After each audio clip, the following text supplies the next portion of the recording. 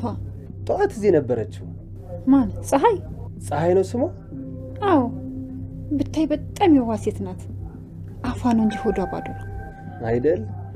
ምን ነው ግን ለምን ጠየቀኝ? አይ እንዲሁ የባይሉ ቢሮ ስትሰራ ያዩዋት መስሎኝ ነው። ማን እሷ? አዎ ምን ነው እዛ ሰራም እንዴ? ኧረ አትሰራም። እሷ ከኔ ጋር ጉሊት እኮ ነው የምትሰራው። ጉሊት? ከባይሉ ጋር ምንም አይተዋወቁም?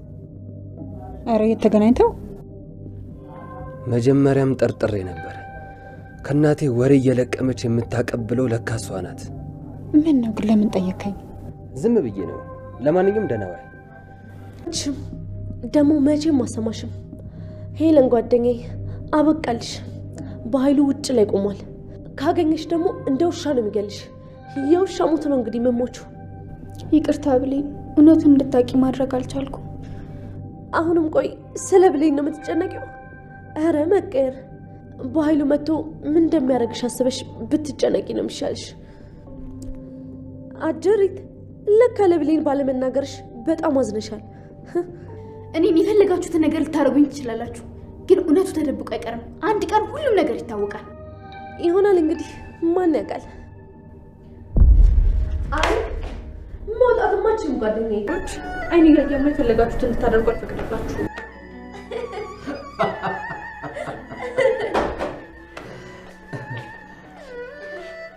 ምነው ችግር አለ ብሌን? ምን ሆነሻል ብሌን? እናንተ አውሬዎች ሄለን ምንድን ነው ያደረጋችኋት? ምንድን ነው ያልሽው አንቺ አውሬ? አዎ አውሬ ናችሁ፣ ሁለት ጭራቆች። አሁን ሄለን ምን እንዳደረጋችኋት ልትነግሩኝ እፈልጋለሁ። የኔ ቆንጆ ቆይ ምን ሆነሽ ነው? ሄለንን ደግሞ ምን እናደርጋታለን? እሷ እኮ ለኔም እህቴ ማለት ናት። ወደ ቤቷ ሄዳ ነው ደግሞ አትቆይም፣ ትመለሳለች። የኔ ቆንጆ አትጨነቂ፣ ምንም አልሆነች፣ ትመጣለች። ውሸትሽን ነው።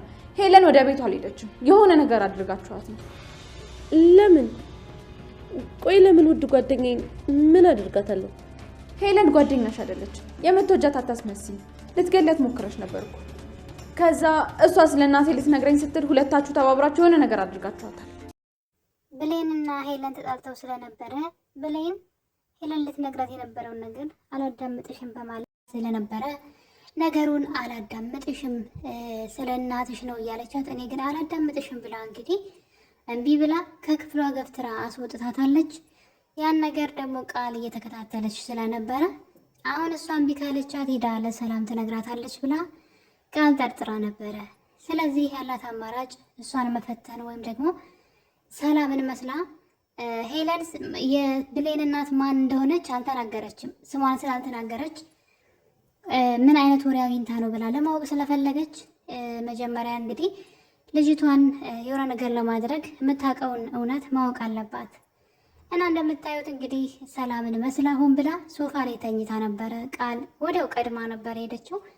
ምክንያቱም ሄለን ብሌን እንደማሳመን ብትሞክር አይንሽን ላፈር ብላ ብሌን ስታስወጣት ከክላሷ ስላየች፣ ስለዚህ ቀጣይ ሄለን የሳሚ ሰው ነች። ሳሚ ነው እዛ ቤት እንድትቆይና እንድትሰደድለት ያስቀመጣት። እነሱ ግን የሚያውቁት የቃል ጓደኛ ብቻ እንደሆነች ነው። ስለዚህ ቤቱን ለቃ እንድትወጣ በተደጋጋሚ ቢነግሯትም እሷ ግን እዛ ቤት አልወጣም በማለት እኔ ሚስጥራችሁን ስለማወቅ እንደናንተ የዚህ ቤት ንብረት ለኔ የሚገባኛል በማለት እዛ ቤት አልወጣም ብላ ነበረ። በዛ የተነሳ እንግዲህ በዛ ላይ ደግሞ ሀቀኛ ናት። ከጊዜ በኋላ እንደውም በጣም ተቀይራ ነበረ። በተለይ ብሌን ካዳነቻት በኋላ ቃል በመርዝ ልትገላት ልትመረዛት ስትል ብሌን ዋጋ ከፍላ እንግዲህ ራሷን ችግር ውስጥ አስገብታ ስለተከላከለችላት ሄለን ተቀይራለች። ሲጀመር ሄለን ጥሩ ልብ ነው ያላት። ከገንዘብ ጋር ብዙ አትታገልም። በጣም ልቧ ቀና ነው።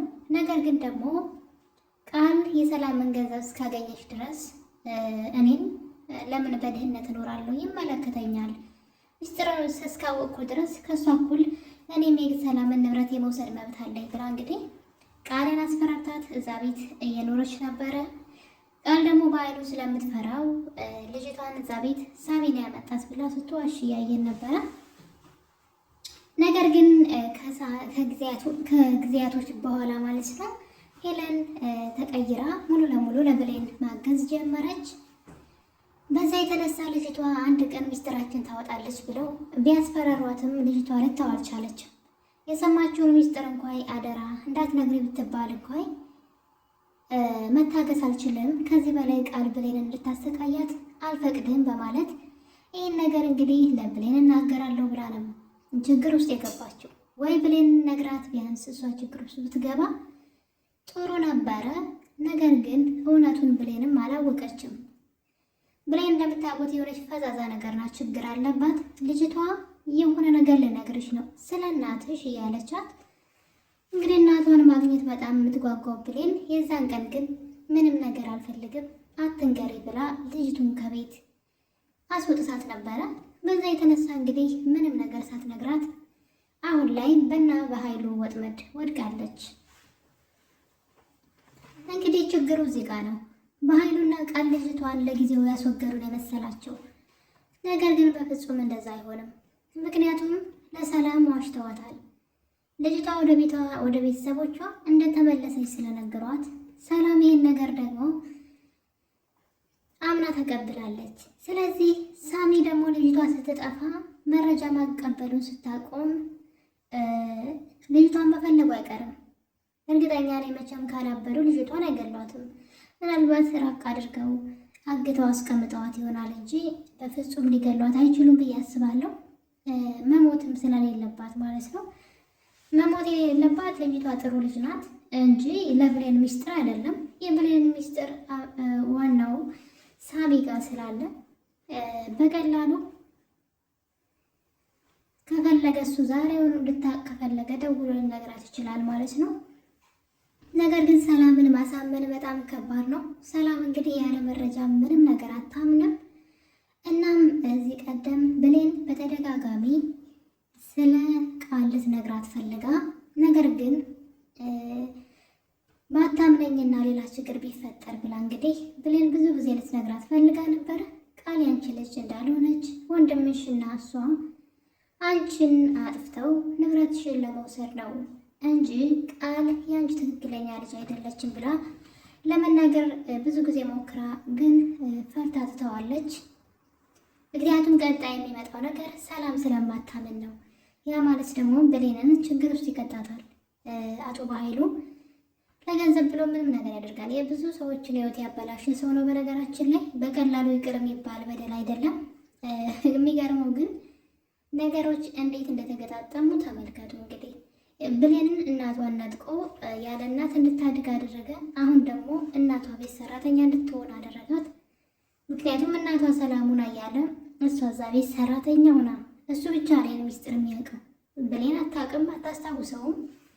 ሰላምም እንግዲህ ቃል ልጅ ናት ብላ በሰላም እየኖረች ነው። በኃይሉ ግን ይህን ሚስጥር ያውቃል። ልጅቷን በልጅነቷ ወጥቶ የጣላት ልጅ ማን እንዳሳደጋት ያውቃል። እዛ ቤት ሰራተኛ ሆና እየኖረች እንደሆነችም ያውቃል። አሁን ላይ በእናቷ ቤት እሱ እያዘዘ እንግዲህ እንደምታዩት ብሌንና ሄለን እየተጨቃጨቁ ነበር ሳሎን እና በረስር ተለጥፋ የሚያወሩትን እየሰማች ለብሌን ሁሉንም እነግራታለሁ ስለ እናቷ፣ አንቺና በኃይሉ እንድታስፈራሯት አልፈቅድላችሁም እያሌ ስታወራ አቶ በኃይሉ ይደርሳል እና ልጅቷ በረስር ተለጥፋ ስለነበር አንቆ ሊገላት ነበር። እንግዲህ በገዛ እናቷ ቤት በገዛ ያ ሁሉ ይሷ ነው በነገራችን ላይ እና ያው የጊዜ ጉዳይ ነውና እውነት መውጣቱ አይቀርም። የበኃይሉ ባለጌነቱ ግን በጣም ይገርማል።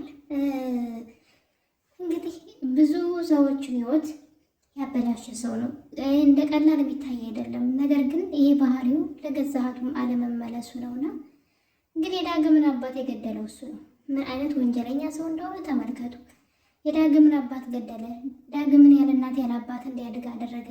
ብሌን የገዛ እህቱን ልጅ ደግሞ እንደዚህ አድርጎ ያሰቃያልና የብሌን እንግዲህ የሚሳካለት አይመስለኝም። ለጊዜው በተሰቃየ ነው እንጂ እውነቱ ላይ መድረሷ የማይቀር ነው። ሰላም ግን በቀላሉ ነገሮችን የምታምን አይመስለኝም። ሁልጊዜ ዳግም የሆነ ነገር ሲላት ቤት የለቀውጣልኝ አንተ ውሸታም ልጄን እያለች እንግዲህ ያለ መረጃ ምንም ነገር አታምንም። ቢያንስ አትጠራጠርም። ለምሳሌ ቃል የምታሳያቸው ሪያክሽኖች ልክ እንዳልሆኑና የእሷ ልጅ እንዳልሆነች እንድትጠራጠር የሚያደርጉ ብዙ ባህሪያቶችን ስታሳይ እያየቻት ነው። ብሌን በተደጋጋሚ ሚስጥር እነግርሻለሁ ያለች እንግዲህ በኃይሉ ደግሞ ማስፈራሪያ እያመጣባት ይገኛል። እንግዲህ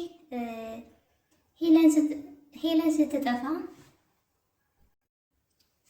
ሄለንን ለመደበቅ ብለው እሷን ወደ ሱቅ ሆን ብለው እንደላኳት ስላወቀች ከሱቅ የማያስፈልግ ነገር እንድትገዛ ታዛ ነበረ።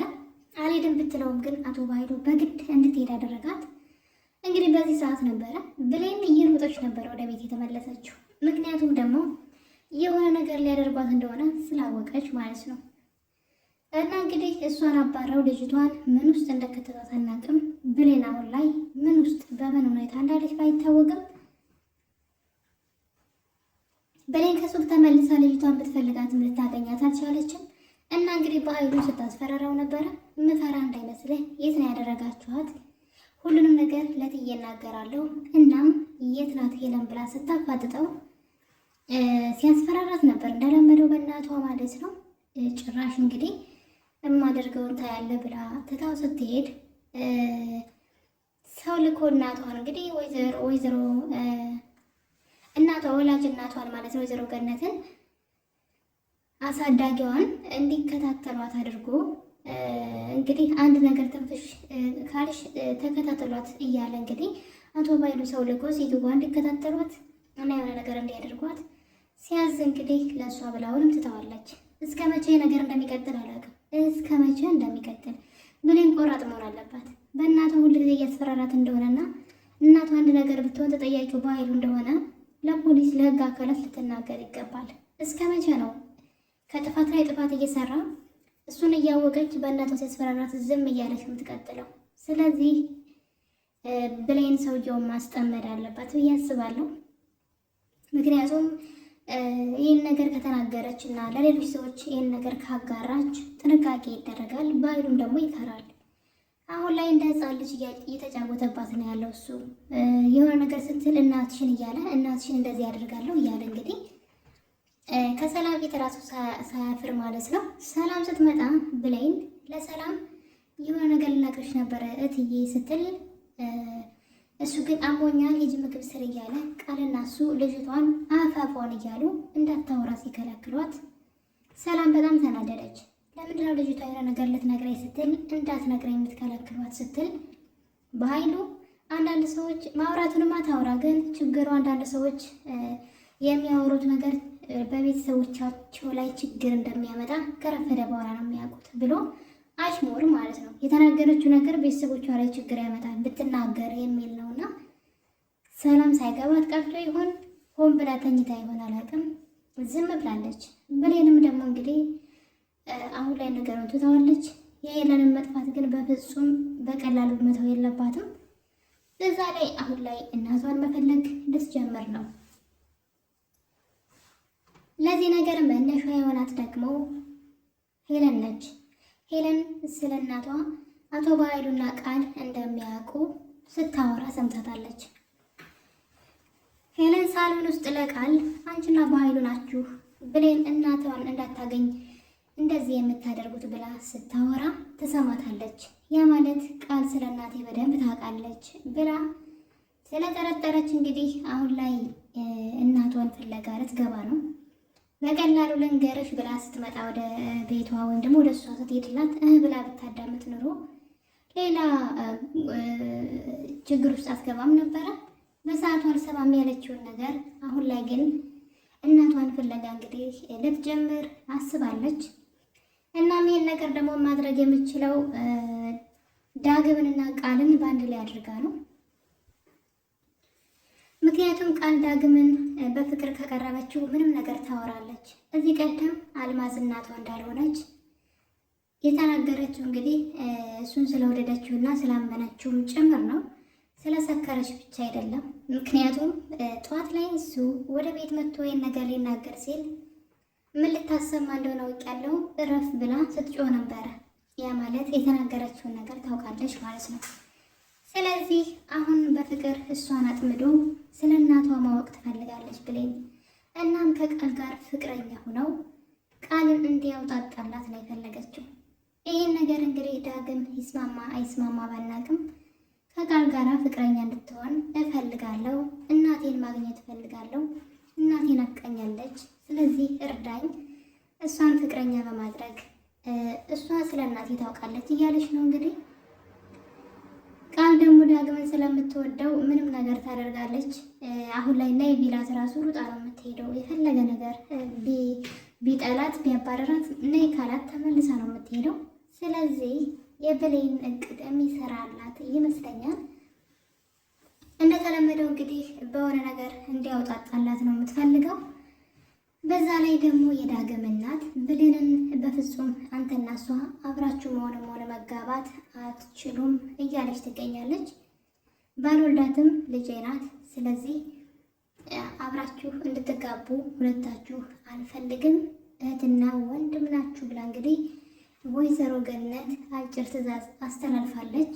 እሱ በስጋ ዘመዶች አይደለንም ቢልም እናትየዋ ግን ከአብራኬ ክፋይ ለይቼ አላያትም፣ ስለዚህ አይሆንም ብላለች።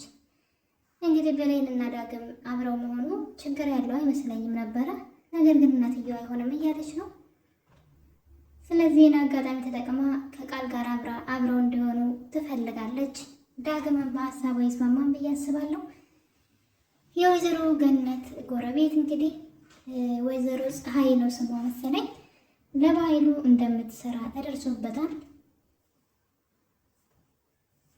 የወይዘሮ ገነትን ሚስጥር በተለይ ደግሞ የዳግም አባት ገዳይ አቶ ባህሉ መሆኑን ወይዘሮ ገነት ለእሷ ሴትዮ ነግራት ነበረ። ይሄ ኖር እንግዲህ በጣም ብዙ ገንዘብ ያወጣልኛል ስትል ነበረና ገንዘብ ሁሉ ነው የተመነችለት። በጣም ሰው እንዴት ህሊናው እንደሸጠ ማለት ነው። እናም እንግዲህ ይህንን ነገር ለባህሉ ወሬውን አልጨረሰችለትም። በነገራችን ላይ ወንጀልህን ሊያጋልጥ ሲል የገደልከው አቶ መኮንን ብላ እንግዲህ እንደጀመረች ዳግም መጥቶ ወሬያቸውን አቋርጧቸው ነበረ። እናም እሱም እንግዲህ በሰዓቱ ጠርጥሯል የሆነ ወሬ እያቀበለች እንደሆነ። እናም እንግዲህ ተመልሶ ተደብቆ ይጠብቃትና መንገድ ላይ ጠብቆ ከባህሉ ጋር ምን እንደሚያገናኛትና ምን እንደምታደርግ ሲጠይቃት በስራ እንደተገናኙ እንጂ ሌላ ነገር እንዳልሆነ ብትነግረውም እሱ ግን ከእናቴ ወሬ እየለቃቀምሽ እሱ ጋር እየመጣሽ ከሆነ ወዮልሽ ብሎ ማስፈራሪያ እንግዲህ ሰጥቷታል ማለት ነው። በዛ የተነሳ እንግዲህ አቶ ባህሉ ጋር ደውላ አቶ ባህሉ ወሬውን ጨርሽልኝ እንጂ ምን ተፈጠረ ምንድን ነው ብሎ ቢላትም አላውቅም፣ ሁለተኛ እንዳትደውልብኝ ብላ ስልክ ዘግታለች። ዳግምን የፈራችው ይመስለኛል።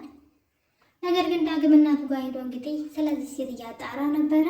ይህች ሴትና ባህሉ ይተዋወቃሉ ወይ ሲላት እናትየዋ ሴትዋ በጣም ንጹሕ ልብ እንዳላትና አቶ ባህሉንም እንደማታውቀው አፏ ነው እንጂ ልቧ ንጹሕ ነው ስትል እንግዲህ ወይዘሮ ገነት ስለ ጎረቤቷ እየመሰከረች ትገኛለች። ዳግም ግን ከባህሉ ጋር ከሱ ቢሮ እንደምትሰራው አብረው አይደል እንደምትሰራው ሲላት ኧረ እሷ ከኔ ጋር ጉልት ነው የምትሰራው ስትለው እንግዲህ ነገሩ ገብቶታል። ሴትዋ ወሬ እያመላለሰች እንደሆነ ከእናቱ ያለውን ወሬ ወስዳ ለባህሉ እያንዳንዱ እርምጃቸውን እየተከታተለቻቸው እንደሆነ ዳግም ደርሶበታል። ስለዚህ አሁን ላይ ሁሉም ነገር ድብልቅልቅ ወጥቷል። አቶ ባህሉ ሚስጥሮች ሁሉ እየወጡ ነው። በቀጣይ ብሌን እንግዲህ የእናቷን አድራሻ ታገኛለች ብለን ተስፋ እናደርጋለን። ውድ ቤተሰቦቼ አደራ ክፍል 39 የዛሬውን ይመስል ነበር። ቸር ቆዩልኝ።